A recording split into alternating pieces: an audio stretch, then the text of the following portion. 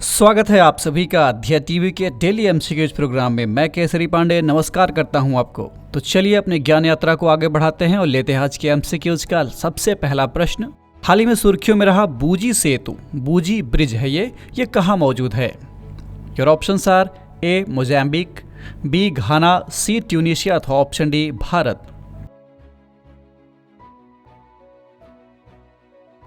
इस प्रश्न का सही उत्तर है विकल्प ए यानी मोजाम्बिक। चलिए एक्सप्लेनेशन देख लेते हैं। विदेश मंत्री डॉक्टर एस जयशंकर ने बीते 13 अप्रैल को मोजाम्बिक में बूजी सेतु का वर्चुअली उद्घाटन किया। यह पुल 132 किलोमीटर लंबे टीका बूजी नोआ सोफाला रोड परियोजना का हिस्सा है। भारत के सहयोग से बनाया जा रहा यह सेतु भारत और मोजाम्बिक की एकजुटता और मैत्री का उदाहरण है। बढ़ते हैं दूसरे प्रश्न की ओर। प्रोजेक्ट 75I के संबंध में निम्नलिखित में कौन सा अथवा कौन से कथन सत्य हैं? पहला स्टेटमेंट है यह कार्यक्रम भारतीय नौसेना द्वारा शुरू किया गया है। दूसरा, परियोजना के नाम में जो आई लेटर है यह भारत को डिनोट कर रहा है। आपके ऑप्शंस है ए केवल 2, बी 1 और 2 दोनों, सी केवल 1 अथवा ऑप्शन डी इनमें से कोई नहीं।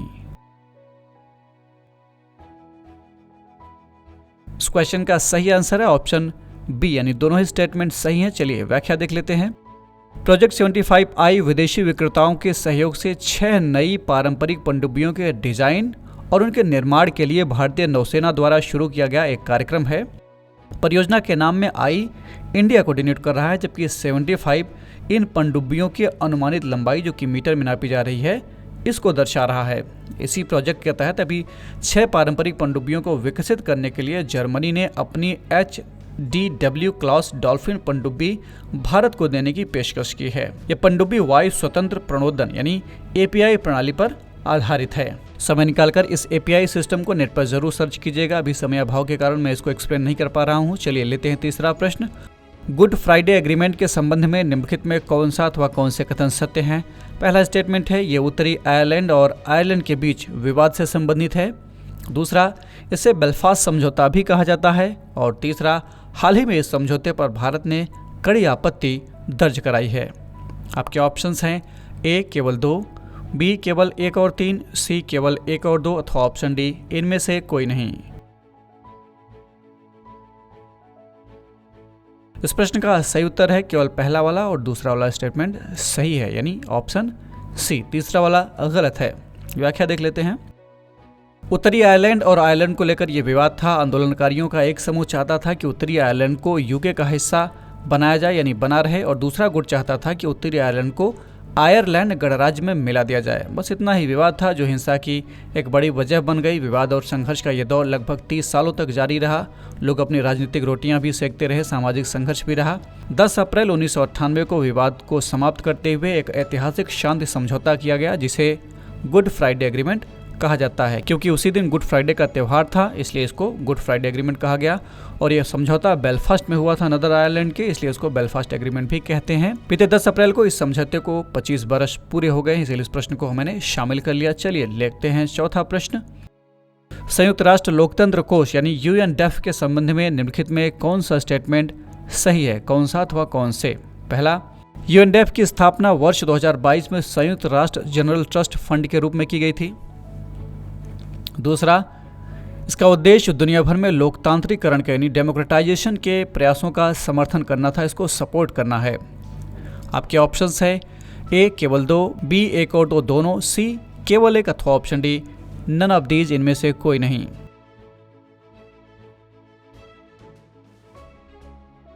इस प्रश्न का सही उत्तर है विकल्प ए यानी दूसरा वाला स्टेटमेंट सही है, पहला वाला गलत है। व्याख्या देख लेते हैं। एक NGO है जिसे भारत में निगरानी सूची के तहत रखा गया साल 2016 में। हाल ही में भारत ने कहा कि जॉर्ज सोरोस द्वारा वित्त पोषित इस NGO को संयुक्त राष्ट्र लोकतंत्र कोष यानी UNDEF द्वारा अनुदान देने पर, फंडिंग करने पर भारत को कोई आपत्ति नहीं है। यानी UNDEF से इस NGO को फंडिंग की जा सकती है।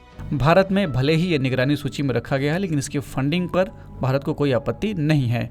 आपको बता दें कि संयुक्त राष्ट्र महासचिव कोफी ए अन्नान द्वारा UNDEF की स्थापना साल 2005 में की गई थी और इसकी स्थापना संयुक्त राष्ट्र जनरल ट्रस्ट फंड के रूप में की गई थी। इसका उद्देश्य दुनिया भर में लोकतांत्रिकरण के प्रयासों का समर्थन करना था। ये दुनिया भर में लोकतांत्रिक शासन को मजबूत करने में अपनी महत्वपूर्ण भूमिका निभा रहा है, ऐसा ये कहता है। लेते हैं आज के इस प्रोग्राम का लास्ट क्वेश्चन, 5th क्वेश्चन। हाल ही में सायरन स्पैग्निकोला सुर्खियों में रहा। आपको बताना है कि ये है क्या। आपके ऑप्शंस हैं ए, हरे शैवाल की एक प्रजाति है ये, बी, भारत का पहला ग्रीन स्टील ब्रांड है ये, सी, इसरो द्वारा बनाया गया एक नया टेलीस्कोप है ये, अथवा ऑप्शन डी, जलीय सालामेंडर की एक नई प्रजाति है ये।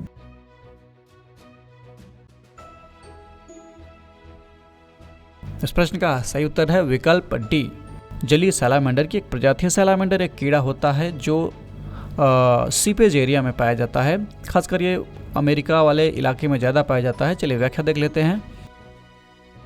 सायरन स्पैग्निकोला जलीय सैलामेंडर की हाल ही में खोजी गई एक प्रजाति है। ये संयुक्त राज्य अमेरिका के पूर्वी खाड़ीय तटीय मैदान में नमी युक्त क्षेत्रों में पाई जाती है, सीपेज एरिया में।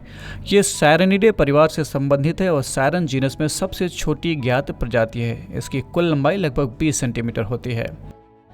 तो यह था आज का डेली एमसीक्यूज कार्यक्रम। कमेंट करके हमें ज़रूर बताएं कि आपने कितने प्रश्न सही लगाए, कितने गलत लगाए। और हाँ, अगर आपको कार्यक्रम पसंद आया हो तो वीडियो को लाइक ज़रूर कीजिए, चैनल को सब्सक्राइब कीजिए और शेयर भी कीजिए।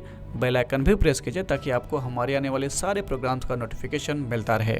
हम फिर मिलेंगे एक नए कार्यक्रम के साथ। तब तक के लिए आप जमकर पढ़ते रहिए और बढ़ते रहिए। नमस्कार।